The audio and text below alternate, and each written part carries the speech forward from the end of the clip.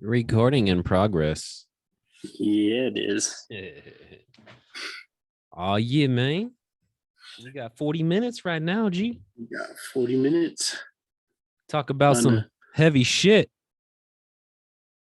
Yeah. What you got? You got tea? I do got tea, actually. I mean, like metaphysical tea or, like words as tea? Or are you talking about physical tea? He's got it all. I got both. Man. Just spill the metaphysical. Don't spill the physical. That will be.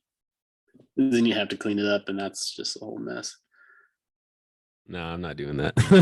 I'm not spilling it. For a second, I was like, "This motherfucker, he's really gonna do it." Yeah, it'd be on my phone, my laptop, my mic, and I'm like, nah, G, I'm broke. Okay, I don't need to like spend more money. Gosh, damn, what a life, being broke. Yeah, man, teaches you a lot, though. It's a good time. I mean, I'm my own mechanic. Yeah. I just repaired the axles on my car. So that was, well, no, I haven't. I repaired the one on the right, which was easy, but the one on the left, driver's side, it has a snap ring, and you need a special tool, a slide hammer, and a certain attachment to take it out. So I first tried with crowbar, didn't do anything. I tried getting my tire jack, attaching ropes and chains to the axle, the part of the axle that attaches to the transmission, so I can rip it out. That didn't work.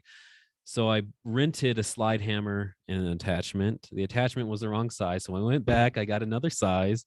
I got like this claw thing, but it couldn't attach to the slide hammer itself. So I had to MacGyver it with some steel wire. The wire's not strong enough to hold the claw to the slide hammer, so it would break every time I try to pull the axle out. So I said, fuck it, I'm just going to take it to a mechanic.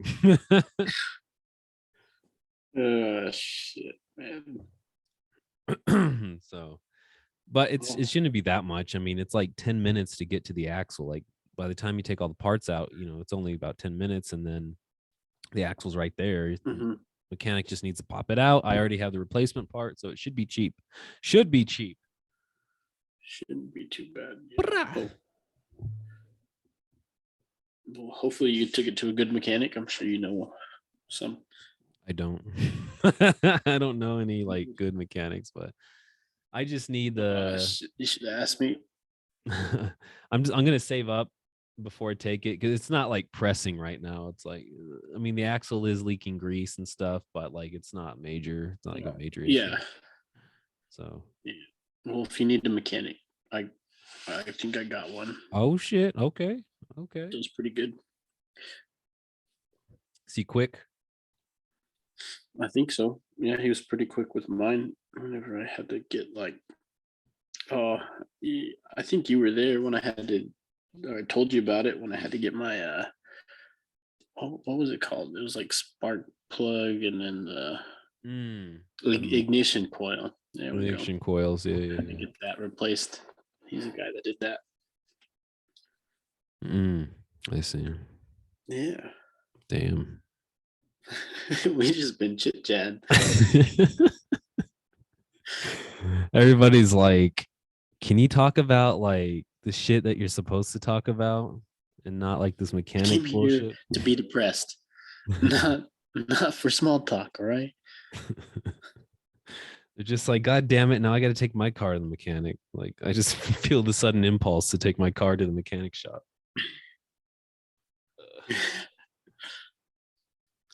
Well, you need to cover that up, homie. Yeah, not a sponsor. For the audio listeners, Hiram's drinking a soda from a popular brand. They get no credit. Zero credit. They're not paying us.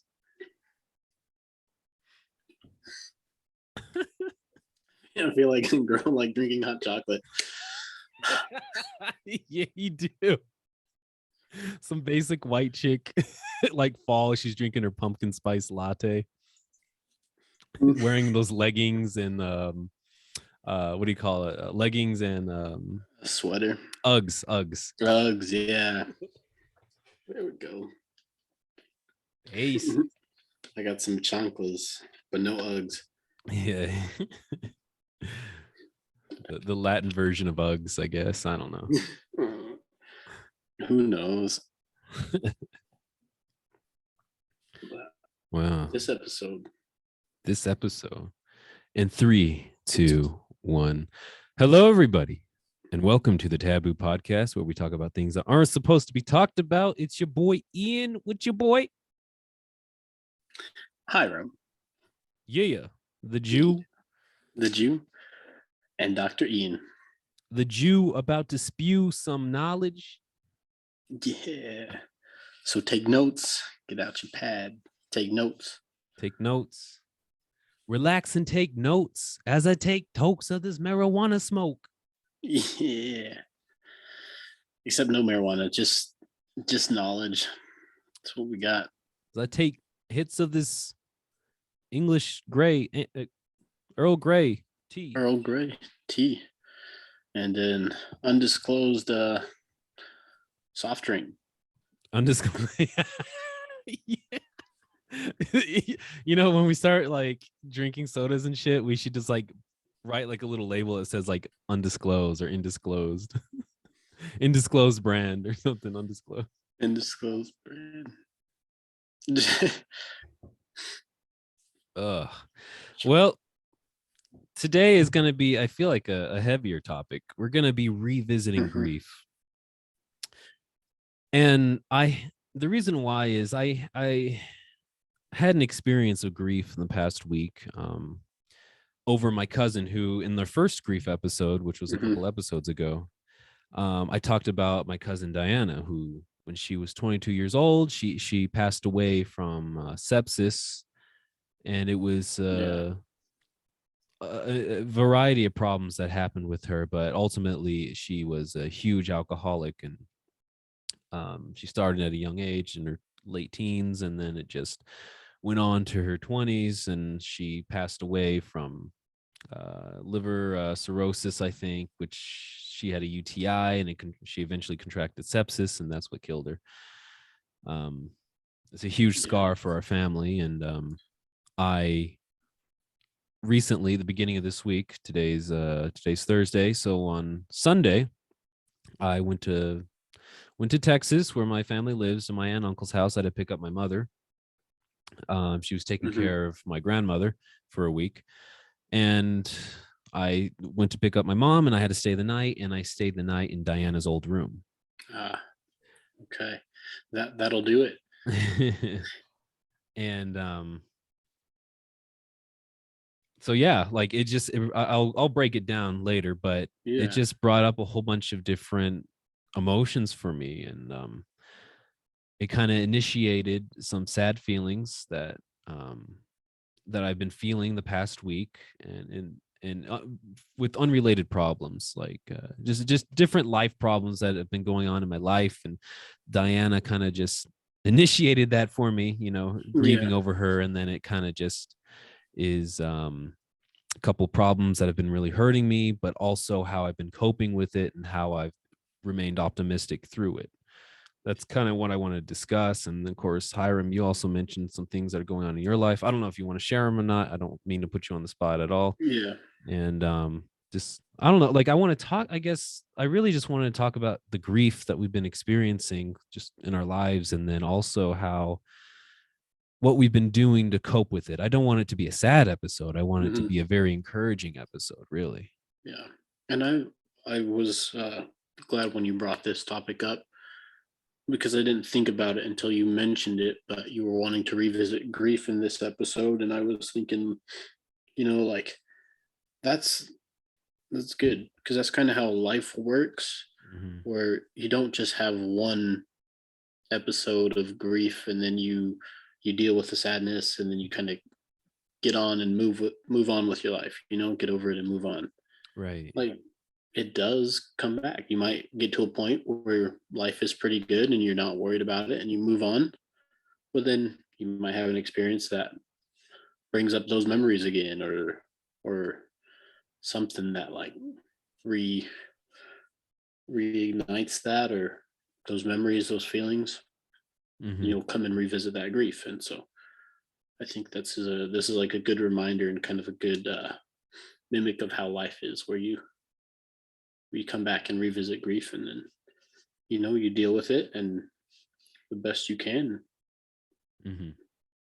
So Absolutely, dude. Absolutely. That's another thing too, is just like having the same problems happen over and over and over again, just revisiting you. yeah. And I find myself in a state of extreme frustration, but I'm also learning how to power through that frustration while remaining optimistic through gratitude and optimism. So Okay. I've um I've also been experiencing like more frustration with life in certain circumstances, and for me, kind of coping has been reaching out to family and friends and talking about it, like mm, venting. Because right now, without not being in college, I can't really. Counseling is a little bit harder option because I have to find a counselor here, and then there's like onboarding, and money. Yeah, dinero, and dinero, muchas dinero. yeah. So it's been a little bit difficult, and I was like, I don't know if it's really worth it at this point, but reaching out to family and friends to go help me go through that has been how I've coped. Mm-hmm. And then a little bit of optimism that have been like shared by family and friends. So Mm-hmm. Mm-hmm. Not to not to plug a service at the college, but that's totally what I'm doing right now. The peer support program. There's actually some volunteers that are helping students out throughout the summer. I think I'm on that list. I really need to check with my supervisor because I told him I wanted to be on that list, but I actually never yeah. confirmed it. So, but anyway, like you can talk with somebody like a trained student Hmm. about your problems too, because again, that's the problem with being a student at a university. You get counseling, but it's limited counseling, and you may not have access during the summer or during the winter break. So anyway, sorry, that was just a service for Does you. If you're interested, no, I can hook you're you up. good. Does it do they do online? Oh yeah, yeah. Mm-hmm. Okay. So you could do like a video call or Yeah, something yeah. And as since you're well. still a student, I can hook you up with the right person. Okay. So anyone who's a student at Fort Lewis College, if you need someone to talk to, you know, definitely reach out to Fort Lewis peer support, or Ian or I. We can get you where you need to go. Yup, yup. Through our Instagram, the official Taboo podcast. Hell yeah, Yeah. the Yeah, we official got it. Taboo podcast. Official. Ah, Yeah. shit, man. This is So, gonna be a yeah. wild ride, G. Let's unpack. Let's Awesome. unpack, man. What do you want me to go first this time? I think you've gone first a couple of times. Sure. Yeah, go for it. All right. So for me, what I've been like struggling with this past couple days, week or so, uh, just I've been like frustrated. That's like the word that comes to my mind. Frustrated with just really not feeling or seeing a sense of progress. Mm-hmm. Like I've been putting in a lot of work for projects that I've got going on. Um, Other things like, I don't know, dating is a thing that I've been going through right now. Mm-hmm. Been trying to put in work there, and it just seems like nothing's really paying off. Uh, I got a business idea that I've been working on this summer, and it's a whole process. It takes time, but again, I'm like frustrated with like the lack of results. I don't see it yet. Mm-hmm. Nothing has really paid off yet, but I feel I'm pretty diligent and can keep going, keep doing the things that need to be done. But then it comes to these times where I just get like really frustrated with not being able to see any results. Mm-hmm. I've been doing this hard stuff and still nothing, nothing to show for it. Right.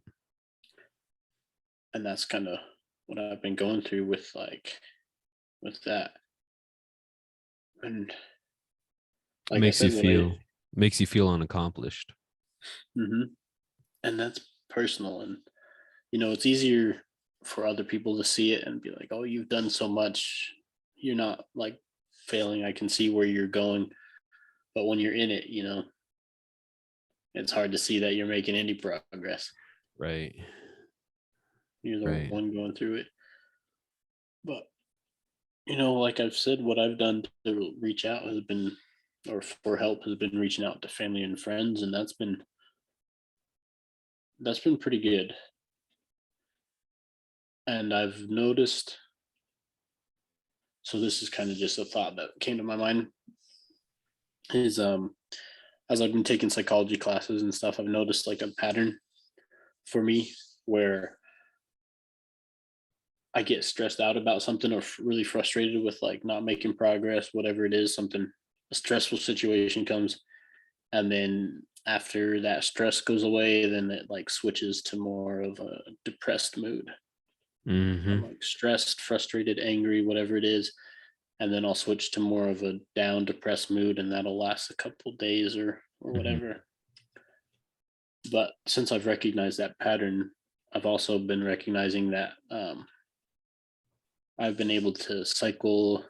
I don't know if cycle is the right word, but like recover quicker. So Okay. instead of like multiple days of being like depressed and down and out, it's like that time frame is getting shorter. So I'm getting better at like recovering. So you encounter like a very frustrating event or situation that Mhm. happens, and you're finding yourself that you're not in the depressed state for so long, or in the mad state for so long. You bounce back quicker. Yes, and I think that's because of coping skills and just what I've been learning and understanding that like it is just all kind of the process. Mm-hmm. It's gonna suck. It doesn't feel like you're making much, but as long as you don't give up, I mean, you're still moving, right? So Exactly. as long as you don't give up, you're still working towards that goal. It will happen eventually. Dude, that's how I've been feeling for I mean, I relate to that a lot with the whole not giving up, keep moving forward. Mhm. Because I feel like, in a sense, like, what else can you do? Like, because I guess the more frustration and grief that I've been experiencing, the more I'm finding out it's just useless. Now, I'm not saying these are useless emotions, but I'm just saying Yeah. for my specific situation, it's like I've already grieved. I've already been sad and frustrated. And maybe I'll still have these feelings, but the only way out is to keep moving forward. Um, I've been listening to a lot of like Mike Tyson, um, like just a lot of like videos of him on different podcasts and things like that. Because Mike Tyson, he's been through a lot as a teenager growing up. He lost his mother. He got abused. He used to rob people. He a lot of shit has happened to him. And one thing that is just inspirational, what he says is just don't. He said, "I don't ever want anybody to feel discouraged." He said, "Never give up. Never stop. Keep going till you die." And I'm just finding that more true, more real as I'm going on in life, as I'm experiencing more hardship as a young adult, and just like there's only one option. There's only one way out of it. And I feel like maybe that's something you're encountering too when you bounce back Yeah. quicker now is this is fucking life sometimes. Yeah. And yeah, if I mean it sucks, but what's the point of being frustrated or upset longer than you have to be? Hmm. Because Right, that just makes life a little bit more difficult right. when you're that in those moods. And sometimes it's a what am I trying to say? It's like a chemical thing. It really does require a lot, like to get over these moods. It's not as easy as just like a change in perspective. Some of these times, or for some people's situation, like medication is really necessary. It's not just like, oh, if I just think about it differently, it won't last as long. Mm-hmm. There's definitely like a debate between that for sure, with medication and how much medication can do and how much behavioral therapy can do, because, and I think it's like with everything in psychology, it's based on the individual. Yeah, based on the person. It really is. Yeah, there's something, Jordan Peterson, have you heard about him? Yeah. Canadian psychologist. 12 rules 12 for life, or something, yeah, to live by. one thing he says, his big message is that life is suffering, life is pain. And he said, but in order to alleviate this suffering, he said, one thing is to pursue meaning. And you mentioned, like, why should I allow the suffering to take such a big place in my life? And that's something he says, exactly that is, why don't you adjust your life or set up goals for your life accordingly so that your suffering is less, so that you reduce the amount of suffering in your life? Because don't make your life worse. In other words, if you can do something about it, even if it's tiny, tiny, tiny steps, or something little, then absolutely do that. Yeah. I'm not trying to give you like advice or anything. I'm just spitting out things that I've heard, I'm not trying to like advise you. And no, you're good. But it does get me thinking. It's like, I don't know. It makes a lot of sense now, especially with what I guess you and I have been through, that whole just why make it worse? Why hold on to that pain longer than you need to? And I do agree with you where you were saying, like, no, these aren't bad emotions. Anger, frustration, sadness, they're not bad emotions. But just with anything, like too much of something can cause problems. Right. And so I think, like, why be depressed longer than necessary, or grieve longer than necessary? And there is a time where you need to feel those emotions, experience them, but then you gotta, I guess, let it go, be able to allow yourself to experience a different emotion, a slightly more positive one, and then just kind of keep stacking on that. Right. And easier said than done. It's not like, oh, just look at the bright side of life and be happy. It's like, oh shit, okay, yeah, I'll do that then. Yeah, no worries. Yeah. All right, cool. My problems are gone. Gee, I'm good. Yeah. Fuck no, dude. It takes, at least from my experience, what I'm finding out is it takes a lot of mental retraining, I guess, or something to, I'm encountering the same fucking problem over and over again. And it's like, okay, all right. This time I just know not to dwell on the grief and the pain. Okay, let me just stick with that. And then the next step is, okay, let me try to make my day less let me try to make my day more fun and exciting. That'll bring me happiness. So, I'm going to plan to, like the other night, I'm going to plan to watch Jackass for the first time. And that's exactly what I did, was like, and I look forward to that night, like, oh, great, I'm going to watch Jackass tonight. Like, it's a step. It's a step in the right direction. And I am happier. It has been working. So Jackass is a prescription, kind of. Yeah. Go check out Wild Ride by Steve-O. That's his podcast. I love that podcast. Steve-O's funny. But yeah, I like that. Planning certain events that you can look forward to is like a small step. And I think the other funny thing that I realized was just like, it takes practice to get better at this. And I guess practice is going through shitty situations. Exactly. That's all it is. You gotta go through like the suck. You gotta go through all of these hard things to get better at it, to get to a point where you're like, oh, it is what it is. Mm-hmm. You can't, no sense in holding on to it. Just feel it, embrace it, and move on. It really it does. I think it just takes practice.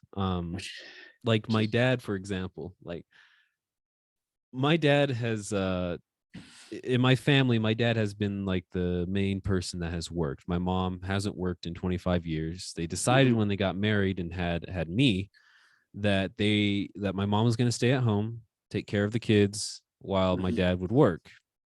It's I guess nowadays that's old school thinking, but it's just something they did. Mhm. It's how Um, they planned and that's what they prepared. that's what they wanted to do. And my dad, you know, he in 2008, the whole economic depression happened, Yeah. and he got laid off. And at the time, we were living pretty comfortably. Not we weren't wealthy or anything, but we had a pretty good, nice life. And Yeah. he lost his job. On top of that, my mom had pleurisy, which is the tissue in your chest, the pleura that allows your diaphragm to move up and down. Um, there can be a bacterial infection, and Ooh. my mom had that, and she could barely move her arms or her body, so Wow. she couldn't work. Economic depression. My dad was out of work, and on top of that, there was no jobs available because everybody was laid off. A lot of people were, Yeah. and he had to learn with, I'm not making a lot of money and I have to provide for, two kids and my wife, you know. And this happened. He eventually recovered, but then again another setback happened a few years later with being fired from a job. And then another setback happened and another setback happened. And it was funny because like last fall, my dad got unlawfully fired from his job. And I'm not going to go into details because my dad's going to take this to court, but Mhm. um, he got fired, and my dad was like, I'm just so freaking used to this, like he's like, I've always been able to like provide for my family. He said, this is like not like this doesn't bug me anymore. Maybe it really stressed him out in 2008, but now it's happened so many times where he's like, I just don't worry about it. Like I just know everything's going to work out every It's time. gonna be fine. I know exactly what happens in these situations. I know exactly what to do. And that's exactly what happened. And he was okay. And he wasn't tripping at all. And he found another job in a good management position, and he's working again, and everything's fine now. And he didn't sweat it at all. And I just feel like that's just a great example of, I think, what we're talking about is this just I like to call it exposure therapy, really, because I'm so afraid this is gonna happen. I'm gonna freak out, la la la. Well, you just get exposed to it so much where you're like, oh my god, okay, here it is again. Like I know what to do, and then you do Yeah. it. Like, Gosh, man. Practice makes perfect. I mean,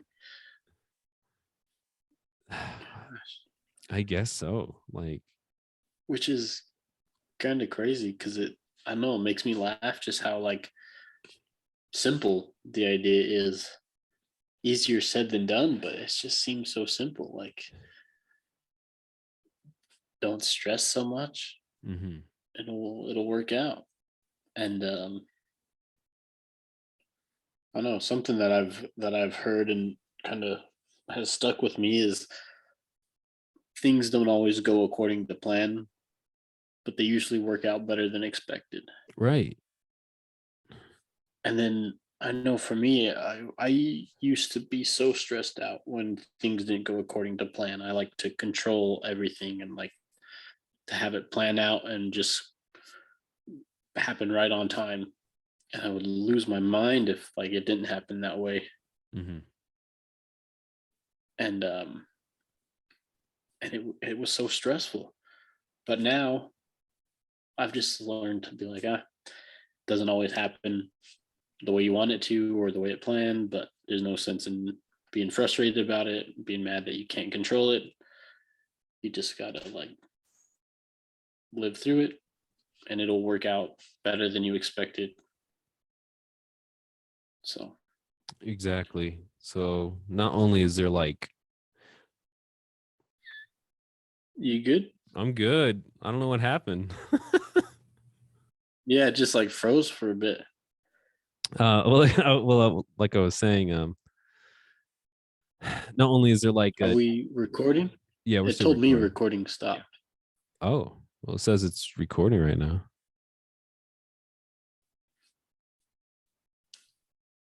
I don't know. Yeah, it says it's recording. Oh no, never mind.